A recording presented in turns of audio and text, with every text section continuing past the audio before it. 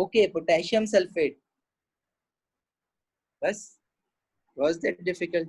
Potassium sulphate ले लो। Potassium sulphate लोगे तो ये का फॉर्मूला क्या बनेगा, K2SO4। अब यहाँ पे सॉल्ट बताओ, यहाँ पे कोई एनाइन लगाओ बेरियम के साथ जो कि सॉल्युबल हो। हाँ सही है, पोटेशियम सल्फेट। बेरियम नाइट्रेट ले लूं मैं? सारे नाइट्रेट सॉल्युबल होते हैं ना, तो बेरियम नाइट्रेट भी सॉल्युबल होगा। सही है। इसमें से जाहिर है एक मेटल मोर रिएक्टिव होगा तो एक लेस रिएक्टिव होगा। अब हमने रिएक्टिविटी सीरीज में देखा पोटेशियम सबसे ऊपर था। अब अगर हमें नहीं भी याद ना भी रिएक्टिविटी सीरीज, तो हमें उसकी परवाह में पड़नी नहीं है, क्योंकि सारे मेटल एक रिएक्टिविटी जितने नहीं होते। किसी की ज्यादा होगी, किसी की कम होगी, तो इन दोनों में से जिसकी भी ज्यादा है वो उसको आके हटा देगा और उसकी जगह खुद लग जाएगा। मतलब एक जगह बेरियम यहाँ पे आके लगेगा तो ये बेरियम सल्फेट बन जाएगा, और दूसरा वाला क्या बन जाएगा, पोटेशियम नाइट्रेट।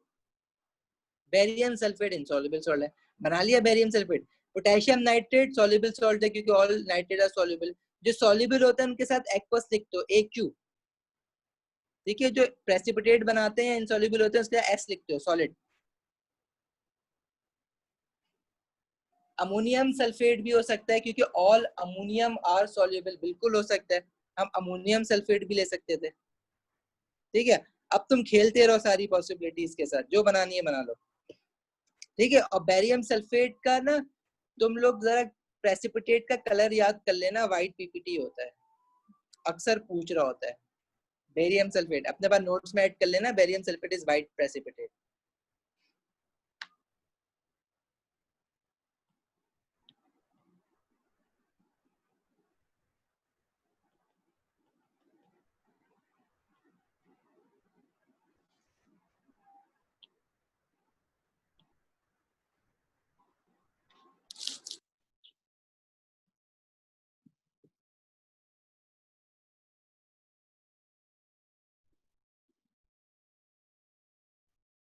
अच्छा, प्रेसिपिटेट की कभी कभार डेफिनेशन पूछता है, तो याद रखना है, insoluble compound formed in a solution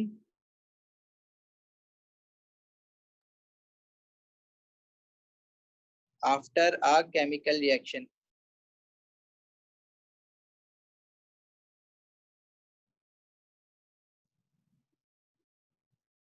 ठीक है, is called a precipitate।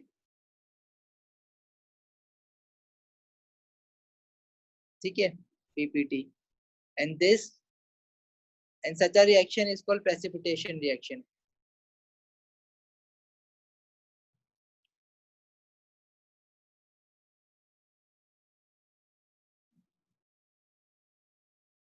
हाँ यार, रट्टा तो है, बिल्कुल है, लेकिन रटना आपको टेबल ही रटना है ना, उस टेबल से सब कुछ यूज करना है। जब भी तो मैं बार बार कहता हूँ कि अनफॉर्चुनेटली, अनफॉर्चुनेटली मैं बार बार क्यों कह रहा हूँ कि तुम लोगों की बदकिस्मती है कि तुम लोगों को ये टेबल याद करना पड़ेगा। ठीक है, वरना ए लेवल में जब वो हम लोग इसमें ना टेस्ट फॉर कैटाइंस और एनाइंस पढ़ेंगे कि कौन से सॉल्ट सॉल्युबल है, इनसॉल्युबल है, उनके पे जब सॉल्ट बनता है तो उनके कलर्स क्या होते हैं, प्रेसिपिटेट बनता है तो उनके कलर्स क्या होते हैं। अनफॉर्चुनेटली तुम लोगों को ओ लेवल में वो भी याद करना पड़ेगा। ए लेवल में जब आप प्रैक्टिकल लैब में जाते हो ना ये काम करने, तो देखो कितनी क्या बेकार सी बात है कि आपको क्यों याद करवाई जा रही है ये चीज। क्योंकि आप क्यों कलर याद करो, जब आपके पास एक रिकॉर्डेड डाटा है कि भाई इसका कलर ये होता है, तो आपको कलर याद करने से आपकी अंडरस्टैंडिंग नहीं बढ़ेगी किसी भी चीज की। ठीक है, मैं क्यों याद करूं कलर्स, मेरी कोई अंडरस्टैंडिंग तो नहीं बढ़ी ना उससे। मुझे अगर पता लगाना है किसी चीज का क्या कलर है, मैं गूगल पे सर्च करके देख लूंगा, मैं बुक खोल के देख लूंगा, मैं याद क्यों करूँ उसको। तो ये एक ड्रॉबैक है। ठीक है, हमारे इस करिकुलम में भी एक ड्रॉबैक है। इसको मैं क्यों कह सकता हूँ कि क्योंकि ये एक ड्रॉबैक है, क्योंकि ए लेवल में भी दोबारा यही चीज आती है, और वो प्रैक्टिकली आप परफॉर्म कर रहे होते हो लैब के अंदर, और वहां पे आपका कलर आया ना, येलो आया फॉर एग्जाम्पल, तो आप देखोगे कि येलो कलर किस प्रेसिपिटेट का होता है, तो फिर वो आपने याद नहीं किया हुआ होगा, आपको चार्ट दिया हुआ होगा। आप ढूंढोगे देखोगे अरे येलो कलर तो वो उसका होता है, इसका लेड आयोडाइड का या सिल्वर आयोडाइड का, क्योंकि सिल्वर आयोडाइड है या लेड आयोडाइड है।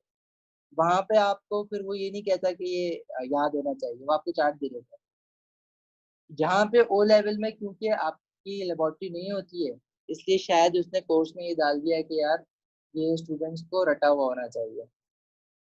सही है। तो हाँ, ये चीज जो है वो रटने वाली है। जब भी मैं बार बार इस चैप्टर को रिकैप करवाता हूँ हर क्लास से पहले, तो मुझे पता है कि ताकि हम लोग क्लास में बहुत सारी आधी से ज्यादा चीजें याद कर लेंगे, तो तुम लोगों को होमवर्क में इतनी प्रॉब्लम नहीं होगी। सही है, यहाँ तक कोई क्वेश्चन? और प्रेसिपिटेट को हम सेपरेट कैसे करेंगे? बाय फिल्ट्रेशन, ये भी याद रखना। Precipitate are always separated by friction. PPT are separated from solution by filtration. Filter paper रख के। यहाँ तक कोई क्वेश्चन है तुम लोगों का?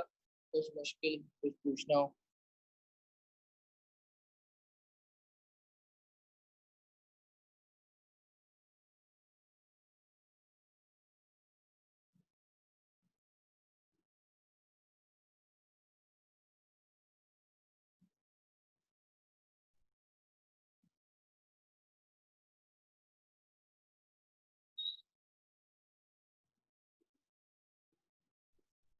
ओके। अच्छा, अब देखो हम लोगों ने जब हम प्रिपरेशन ऑफ सॉल्ट देखा, तो हम लोगों ने पहली बात क्या की कि हम इनसॉल्युबल सॉल्ट कैसे बनाते हैं वो देखेंगे। फिर हम देखेंगे कि सॉल्युबल सॉल्ट कैसे बनता है। अभी हमने क्या देखा, इनसॉल्युबल सॉल्ट कैसे बनता है। और इनसॉल्युबल सॉल्ट बनाने का हमने तरीका क्या लिया कि हमने कहा हम दो सॉल्युबल सॉल्ट लेंगे और उसको मिला के इनसॉल्युबल सॉल्ट बना देंगे। तो इसका मतलब ये नहीं है कि तुम दुनिया जहां का कोई भी दो सॉल्युबल सॉल्ट ले लो और तुम एक्सपेक्ट करोगे इनसॉल्युबल सॉल्ट ही बनेगा। नहीं, दो सॉल्युबल सॉल्ट से तीसरा सॉल्युबल सॉल्ट भी बन सकता है। फॉर एग्जाम्पल, एग्जाम्पल दे सकते हो इसकी? अगर मैं कह रहा हूँ कि मैंने एक सॉल्ट लिया सोडियम नाइट्रेट, सॉल्युबल है ना, और दूसरा मैंने कोई और सॉल्ट ले लिया, ठीक है, पोटेशियम नाइट्रेट ले लो या कुछ, चलो नाइट्रेट नहीं लो, नाइट्रेट के अलावा कुछ और ले लो, पोटेशियम क्लोराइड ले लो। तो ये जो सॉल्ट बनेगा, इससे बनेगा सोडियम क्लोराइड और पोटेशियम नाइट्रेट। अब ये दोनों सॉल्युबल थे, इससे बने भी दोनों सॉल्युबल सॉल्ट। सॉल्युबल की अच्छी तरीका क्या लिखने का कि उसके स्टेट सिंबल में एक्वस लिख दो, ठीक है। इससे बने भी दोनों सॉल्युबल सॉल्ट। तो वो जनरलाइज मेथड नहीं है कि हमेशा इनसॉल्युबल सॉल्ट बनाने के लिए मैं दो सॉल्युबल सॉल्ट ले लूंगा। हमें देखना पड़ेगा कि कौन सा सॉल्ट बनाना है, उसको बनाने के लिए फिर हमें कौन से ऐसे दो सॉल्ट्स लेना है कि वो इनसॉल्युबल सॉल्ट। सही है, इस बात का ख्याल रखना।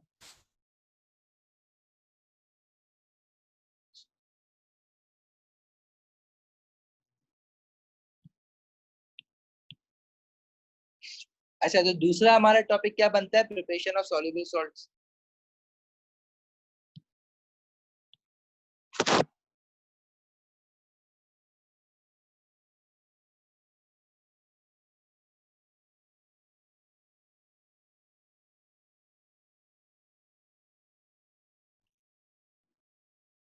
अब इसके देखो, हमारे पास सॉल्युबल सॉल्ट बनाने के लिए हमारे पास बहुत सारे मेथड हो सकते हैं। एक मेथड तो ये कि मैंने कोई दो सॉल्ट मिलाए और सॉल्ट बन गया, तीसरा सॉल्युबल सॉल्ट है। उसके अलावा हम लोगों ने अभी पीछे सॉल्ट जो बनाए एसिड के रिएक्शन के साथ, acid plus metal, salt and hydrogen बन रहा था ना, सॉल्ट तो मिल रहा था इसमें।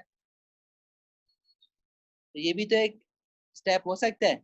ये मैंने इनसॉल्युबल सॉल्ट के लिए क्यों यूज नहीं किया? क्योंकि इनसॉल्युबल सॉल्ट पे मैंने अपने लिए रिस्ट्रिक्शन लगाई कि मुझे हर हाल में दो सॉल्युबल सॉल्ट यूज करने हैं। सही है।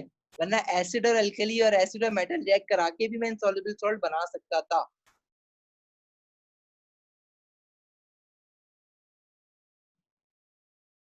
क्या लिख रहे हो? एक्सेप्ट टू सॉल्युबल सॉल्ट्स, कहना क्या चाह रहे हो? माइक ऑन करके कह दो, मुझे समझ नहीं आ रहा क्या कह रहे हो हसन। अच्छा, फिर एसिड के जितने भी रिएक्शन है ना वो लिख दो सारे। मेटल ऑक्साइड के साथ जब वो रिएक्ट हो रहा था तो सॉल्ट एंड वाटर बना रहा था।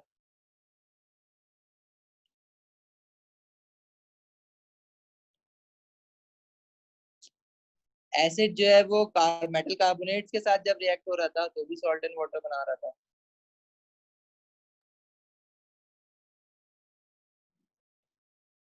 ठीक है, एसिड किसी बेस के साथ, मेटल ऑक्साइड, अच्छा अल्कली रह गया, अल्कली के साथ रिएक्ट हो रहा था, सॉल्ट एंड वाटर बना रहा था। ठीक है, वहां पे हम लोग सॉल्ट पे फोकस नहीं कर रहे थे, लेकिन बन तो रहा था ना वहां पे सॉल्ट। फॉर एग्जाम्पल मैंने अगर कैल्शियम लिया हुआ है, कैल्शियम मेटल है सॉलिड फॉर्म में, HCl लिया, HCl एसिड है एक्वस में, इसको जब मैंने साथ मिलाया कैल्शियम क्लोराइड बन रहा था। अब जो कैल्शियम क्लोराइड है वो एक सॉल्युबल सॉल्ट है, राइट। अब आप हम कह रहे हैं कि प्रिपरेशन ऑफ सॉल्युबल सॉल्ट है, लेकिन ये थोड़ा ध्यान से, अब ये नहीं कि ये रिएक्शन जब भी हो रहा है सॉल्युबल सॉल्ट ही बनेगा, ऐसा नहीं है। अब अगर फॉर एग्जांपल मैंने बेरियम लिया और उसको H2SO4 के साथ रिएक्ट करा दिया, सल्फ्यूरिक एसिड, तो जो सॉल्ट बनेगा वो बेरियम सल्फेट बनेगा। क्या बेरियम सल्फेट सॉल्युबल सॉल्ट है? नहीं है, इनसॉल्युबल सॉल्ट है। देखिए, इसका मतलब ये नहीं है कि ये सारे के सारे रिएक्शन जब होंगे तो यही बनेगा, सही है। तो इस चीज का ख्याल रखना है, इस चैप्टर में थोड़ा सा बच बचा के चलना है। तो अगर आप ये ना भी याद करो ना, आपने बस देखना है यार मुझे सॉल्ट बनाना है। अब सॉल्ट कैसे कैसे बन सकते हैं? सॉल्ट एसिड मेटल के साथ बनता है, एसिड मेटल ऑक्साइड के साथ बनता है, एसिड कार्बोनेट के साथ रिएक्ट होता है तब बनता है। और तुम चाहो तो यहाँ पे ये भी ऐड कर लो, सॉल्ट सॉल्ट जो है वो आपस में उनको डिसॉल्व करो तो डिस्प्लेसमेंट रिएक्शन होता है, एक नया सॉल्ट बन जाता है, दो नए अलग अलग सॉल्ट बन जाते हैं, डिस्प्लेसमेंट रिएक्शन, जो कि तुमने इनसॉल्युबल उसमें पढ़ा। ठीक हो गया। तो ये बड़े ध्यान से करने वाली, सोच समझ के करने वाली चीज है। प्रोसीजर इसका क्या होगा भाई? एसिड के अंदर तुमने मेटल डाल दिया, अब वो जो सॉल्ट बना, अगर वो सॉल्युबल सॉल्ट बना है तो हाइड्रोजन गैस उसमें से तो उड़ के निकल जाएगी, सॉल्यूशन के अंदर कैल्शियम क्लोराइड रह जाएगा। अब वो कैल्शियम क्लोराइड डिसॉल्व हुआ हुआ है, अब तुम्हें उसको सॉलिड फॉर्म में चाहिए, तुम क्या करोगे? उसमें से वाटर इवेपोरेट करा दोगे। ये हम एक्सपेरिमेंटल केमिस्ट्री में देखेंगे पूरा स्टेप के कैसे किया, वाटर इवेपोरेट करा देंगे तो पानी उड़ जाएगा, कैल्शियम क्लोराइड जो है वो पीछे रह जाएगा पाउडर या क्रिस्टल की फॉर्म में। लेकिन अगर जो सॉल्ट बना है वो इंसॉल्युबल है, बेरियम सल्फेट, तो अगेन तुम फिल्ट्रेशन करवा दोगे, बात खत्म। सही है। अच्छा, इस तरह का जब रिएक्शन होगा तो इसकी ऑब्जर्वेशन क्या तुम्हारे सामने आएगी? इसकी ऑब्जर्वेशन क्या होगी कि हाइड्रोजन गैस निकलेगी, और जब भी हाइड्रोजन गैस निकलती है तो आप क्या बोलोगे? Bubbles of hydrogen gas. दूसरी ऑब्जर्वेशन क्या होगी? जब कैल्शियम आप सॉलिड फॉर्म में पीस की फॉर्म में डालोगे तो वो HCl से जब रिएक्ट करेगा तो कैल्शियम गायब हो जाएगा, मतलब रिएक्ट हो गया ना, वो खत्म हो जाएगा। ठीक है। अच्छा, इसका जो प्रोसीजर है ना, प्रोसीजर क्या कि यार ये जब हमने रिएक्शन कराया तो कैल्शियम क्लोराइड बना, सॉल्युबल सॉल्ट है, तो सॉल्युबल सॉल्ट को निकालेंगे कैसे सॉल्यूशन में से, वो प्रोसीजर तुम लोगों को पता होना चाहिए। देखो, इनसॉल्युबल सॉल्ट को हम कैसे निकालेंगे? फिल्ट्रेशन करके। फिल्ट्रेशन का क्या प्रोसीजर है? फिल्टर फनल लिया, फिल्टर पेपर रखा, उसको पास कराया, जो प्रेसिपिटेट है वो फिल्टर पेपर में रह जाएगा। ये एक्सपेरिमेंटल केमिस्ट्री में भी देखेंगे। लेकिन जो सॉल्युबल सॉल्ट है ना, जैसे अब सोल्यूशन में तुम्हारे पास डिसॉल्व है, let's say sodium chloride dissolve है, इसको तुम निकालोगे कैसे? ठीक है, वो करने के लिए तुमने क्या करना है? इवेपोरेशन करानी है। और इवेपोरेशन कैसे कराते हो? तुम एक क्रूसिबल में ये सॉल्यूशन ले लोगे, ये एक्सपेरिमेंटल केमिस्ट्री में देखेंगे दोबारा। यहाँ पे बस थोड़ा सा आइडिया ले लो, क्रूसिबल है, इसमें हमने सॉल्यूशन को लिया, इसको हीट करा, हीट करोगे तो वाटर जो है वो वेपर बन के निकल जाएगा, वाटर वेपर। एक वक्त आएगा सारा का सारा वाटर निकल जाएगा। तो इस क्रूसिबल में सिर्फ यहाँ पे NaCl रह जाएगा सॉलिड फॉर्म में। ठीक है, इसको हम कहते हैं crystals of salt is form. इसके अंदर अभी भी थोड़ा थोड़ा पानी होगा, ठीक है, जो इसमें थोड़ा थोड़ा पानी है उसको हम क्या कहते हैं, वाटर ऑफ क्रिस्टलाइजेशन। जब इसके क्रिस्टल्स बने हैं ना, तो उन क्रिस्टल्स के बीच में कुछ वाटर मॉलिक्यूल्स ट्रैप्ड रह गए हैं, वाटर ऑफ क्रिस्टलाइजेशन जिसको कहते हैं, क्रिस्टलाइजेशन। सही है। और अगर उसको भी हीट करोगे ना, फर्दर स्लो हीटिंग करोगे, तो वो वाटर ऑफ क्रिस्टलाइजेशन भी निकल जाता है। ठीक है, तो ये हम एक्सपेरिमेंटल केमिस्ट्री में ये पूरा एक्सपेरिमेंट दोबारा से पढ़ेंगे कैसे। अभी फिलहाल तुम लोगों को जो चीज समझनी है वो क्या समझनी है, कि तुमने जब एसिड और मेटल को रिएक्ट कराया तो तुम्हारे पास एक सॉल्ट बना जो कि सॉल्युबल सॉल्ट है। अब डिपेंड कर रहा है कि कौन सा मेटल है कौन सा एसिड है, उसको देखते हुए तुम्हें देखना है कि सॉल्ट जो बना है वो सॉल्युबल है।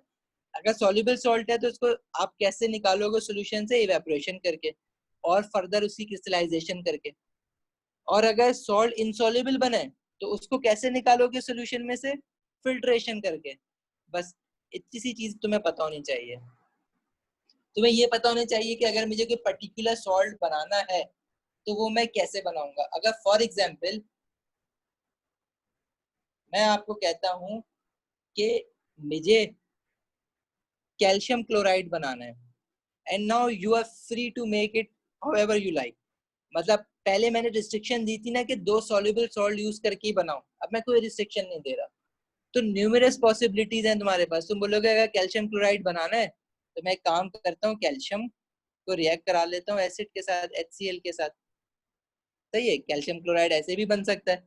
तुम बोलो यार एक काम करते हैं ना, कैल्शियम को बल्कि कैल्शियम नहीं ना, हम एक काम करते हैं, इस एसिड को रिएक्ट करा लेते हैं कैल्शियम कार्बोनेट के साथ, तो भी कैल्शियम क्लोराइड बनेगा, लेकिन साथ में कार्बन डाइऑक्साइड और वाटर भी बनेगा, जैसे यहाँ हाइड्रोजन बन रही थी।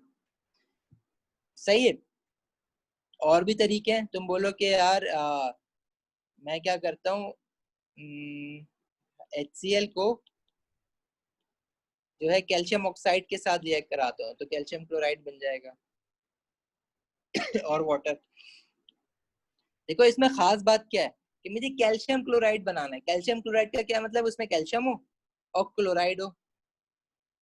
ये कैल्शियम कैटाइन है, क्लोराइड एनाइन है।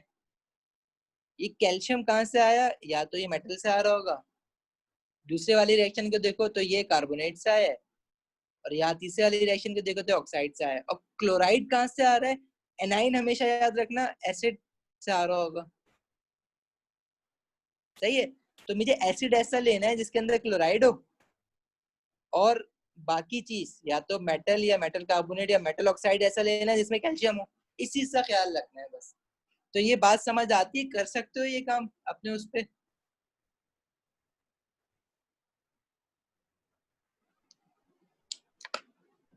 हसन मोमल, कुछ पल्ले पड़ी, कुछ कर सकते हो इसको।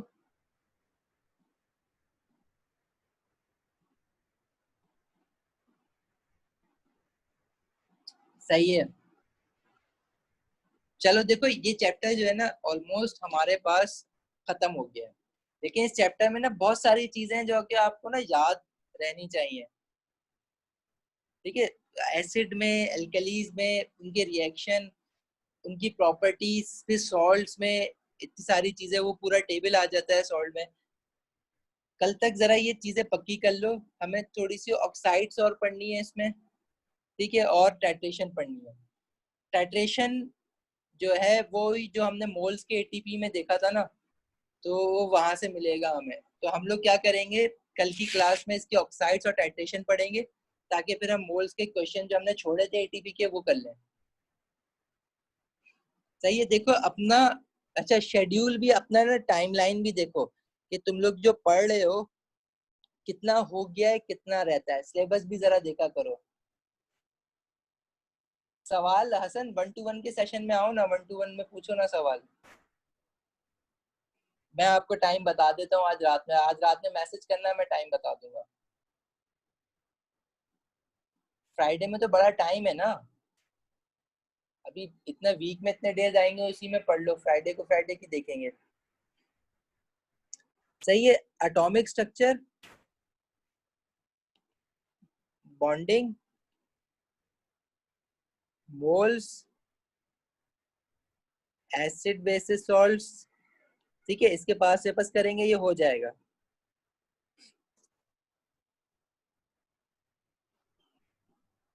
आप पूछो मोमल।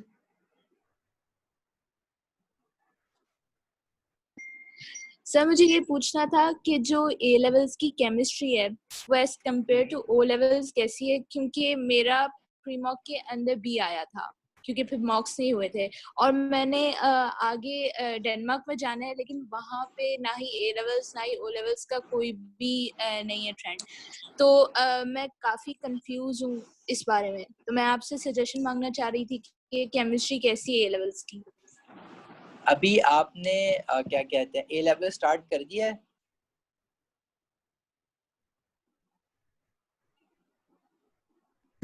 सर मैं सब्जेक्ट्स वगैरह क्योंकि लेना चाह रही हूँ, तो नहीं, इसी आप वजह से मैं कौन से कंफ्यूज। प्री मॉक की किसकी बात कर रहे हो? ओ लेवल के प्री मॉक की बात कर रहे हो? जी सर। अच्छा, ओके। देखो, ए लेवल की केमिस्ट्री मैं बिल्कुल ना फ्रैंकली क्लियर कट आपको बता देता हूँ, ठीक है, लेकिन मैं इसका सोल्यूशन भी बताता हूँ कि क्या होता है क्या नहीं हो सकता। ए लेवल की केमिस्ट्री जो है ना, हमारे पास ए लेवल में अगर आप गूगल वगैरह पे सर्च करो, बहुत काफी टाइम से जब मैंने ए लेवल किया था, उससे काफी टाइम पहले से भी जो हमारे सीनियर्स थे ना वो हमें बताते थे कि ए लेवल के जो सबसे टफेस्ट सब्जेक्ट जो अभी तक माना जाता है ना वो है फर्दर मैथमेटिक्स। ठीक है, ए लेवल में जो लेते हैं, क्योंकि वो ये सब्जेक्ट जो है ना बहुत कम लोग लेते हैं, मतलब पूरे कराची में हार्डली फर्दर मैथमेटिक्स जो है वो 200 लोगों ने लिया हुआ होगा। हार्डली हार्डली 200 250 से ज्यादा नहीं होंगे। अच्छा, उसके बाद सेकंड टफेस्ट सब्जेक्ट जो है ना हमारे पास वो केमिस्ट्री है।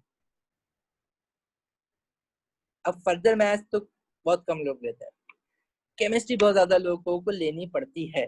रीजन कि जिसको मेडिकल में जाना है उसको तो केमिस्ट्री चाहिए चाहिए, जिसको इंजीनियरिंग में जाना है उसको भी केमिस्ट्री चाहिए चाहिए।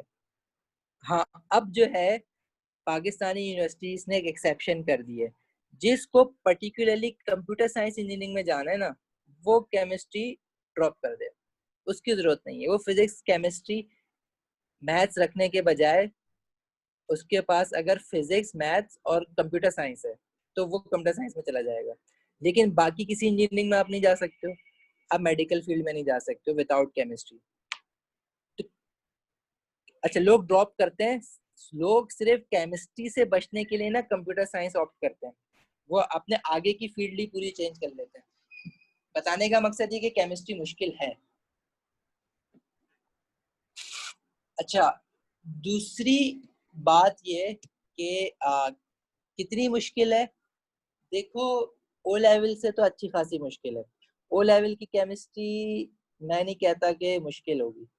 अगर देखो कॉन्सेप्ट ओ लेवल में बने हुए हैं तो ए लेवल की केमिस्ट्री के साथ आप कोप अप कर लेते हो, लेकिन फिर भी बाकी सब्जेक्ट के रिस्पेक्ट से केमिस्ट्री मुश्किल है। अब जो जनरल ओपिनियन मिलता है ना, देखो जो मुझे गर्ल्स का, जो मेरे स्टूडेंट वो जो लड़कियां हैं, मोस्टली उनको केमिस्ट्री इजी लग रहा होता है, फिजिक्स में वो फंस रहे होते हैं। जो लड़के हैं उन बच्चों को फिजिक्स आसान लग रही होती है, वो केमिस्ट्री में फंस रहे होते हैं। अब ये शायद नेचर है कि केमिस्ट्री लड़कियों को ज्यादा अच्छा समझ आ रहा होता है, लड़के जो है उसमें थोड़ा सा स्ट्रगल कर रहे होते हैं, एंड वाइस वर्सा। मतलब ये मैं जनरल ओपिनियन बता रहा हूँ, ऐसा नहीं है कि नहीं सारे के सारे लड़के जो हैं वो केमिस्ट्री में बुरे होते हैं, नहीं, बहुत सारे अच्छे भी होते हैं। अच्छा, हाँ मुश्किल है, बाकी मैं जनरल ओपिनियन आपको ये बता सकता, मुझे केमिस्ट्री पर्सनली बहुत आसान लगती थी, ठीक है, लेकिन जनरल ओपिनियन ये है कि सबको केमिस्ट्री जो है वो मुश्किल लगती है, मेजोरिटी को केमिस्ट्री मुश्किल लगती है। कितनी मुश्किल है मैं गेज नहीं कर सकता, मैं क्या पता आपको फिजिक्स जो है वो मुश्किल लगे, केमिस्ट्री आसान लगना शुरू हो जाए, क्या पता vice versa. We can not gauge, depend करता है कि आप क्या पढ़ रहे हो, किससे पढ़ रहे हो, कैसे पढ़ रहे हो, खुद आपकी क्या अंडरस्टैंडिंग है। तो वी कैन नॉट से कि यार इम्पॉसिबल है या नहीं है, मुश्किल जनरल ओपिनियन में बता सकता हूँ, यस मुश्किल है।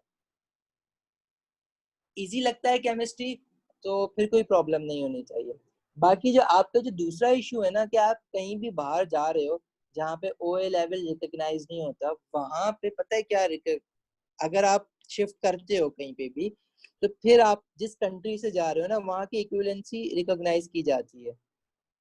और अगर आप यहाँ पे इक्विवेलेंसी बनाओगे पाकिस्तान में, तो वो आपसे जो सब्जेक्ट्स मांगता है ए लेवल के, वो मेडिकल फील्ड की अगर इक्विवेलेंसी बना के देगा, मतलब अगर आप बाहर जाओगे और आप बोलोगे कि यार आपको जो रिकॉग्नाइज किया हुआ है आपके कंट्री ने वो एज अ मेडिकल फील्ड के लिए किया हुआ है, तो अगर आपके पास फिजिक्स केमिस्ट्री बायो है तो आप बाहर जाके मेडिकल परस्यू कर सकते हो, आपको पाकिस्तान की इक्विवेलेंसी ऐसी मिलेगी।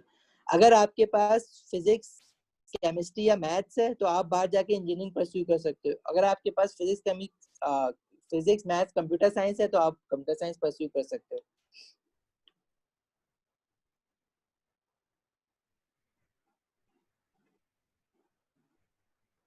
डिपेंड करता है ना, देखो countries to countries, universities to universities depend करता है कि इक्विवेलेंसी चाहिए या नहीं चाहिए, या कौन से सब्जेक्ट्स चाहिए। ये अच्छा डिटेल में आपको कोई काउंसलर बताएगा, मैं इस पे ज्यादा आपको नहीं डिटेल दे सकता, लेकिन ये वेरी करता है, किसी में है किसी में नहीं है। तो इक्विवेलेंसी बनवा लेना बेटर होता है कि जरूरत पड़ जाए, क्या पता ना पड़े। विद इन पाकिस्तान भी जरूरत पड़ जाती है, कभी भी नहीं भी पड़ती कुछ यूनिवर्सिटीज में।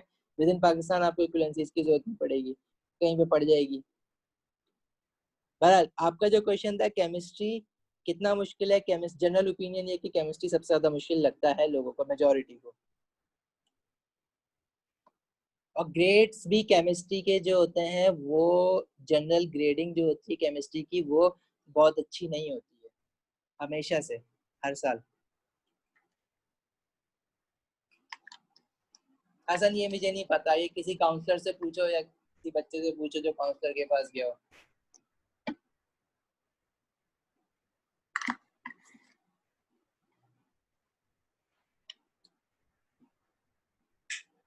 सही है, क्लास एंड करें फिर, आप लोग फिर फर्दर डिस्कशन आपस में व्हाट्सएप पे कर लेना। ठीक है, मैं एंड कर रहा हूँ। ओके, हाफिज।